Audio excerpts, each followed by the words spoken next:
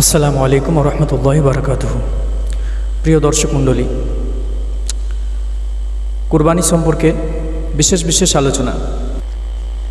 প্রথমে প্রশ্ন করা হয়েছে যে হুজুর, কুরবানি কাকে বলা হয়?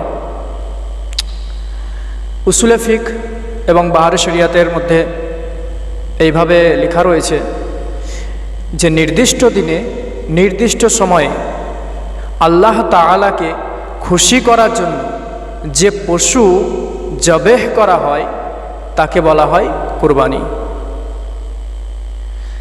এবং সাহাবায়ে কেরামগণ একবার জিজ্ঞাসা করলেন, ইয়া রাসূলুল্লাহ, ইয়া হাবিবাল্লাহ, কুরবানি কি?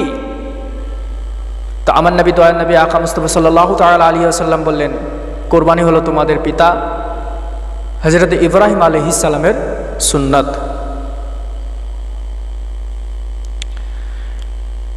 ধন্যবাদ। নেক্সট প্রশ্ন হলো যে ইসমাইল আলাইহিস সালামের বদলে যে দুম্বা কোরবানি করা হয়েছিল, সেই দুম্বার মাংস কি করা হয়েছিল বা কারা খেয়েছিল? যেমন ইবনে কাসির এবং জালালাইনের মধ্যে এরকমভাবে রয়েছে যে সেই দুম্বার মাংসকে হযরত ইব্রাহিম আলাইহিস সালাম পশু পাখিদেরকে খাইয়ে দিয়েছিলেন। কারণ যে দুম্বা কোরবানি করা হয়েছিল, ওই দুম্বাটি সাধারণ দুনিয়ার কোনো দুম্বা ছিল না, সেটি জান্নাতের দুম্বা ছিল। অতএব জান্নাতি হওয়ার জন্য এটি আগুনে পড়েনি, আগুন তাকে কোনোভাবে গ্রাস করতে পারেনি।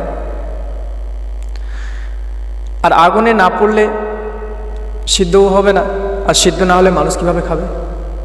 অতএব হযরত ইব্রাহিম আলাইহিস সালাম পশু পাখিদেরকে খাইয়ে দিয়েছিলেন। অসংখ্য ধন্যবাদ। সুন্দর সুন্দর নতুন নতুন গজল পেতে আমার মদিনা চ্যানেলটিকে সাবস্ক্রাইব করুন।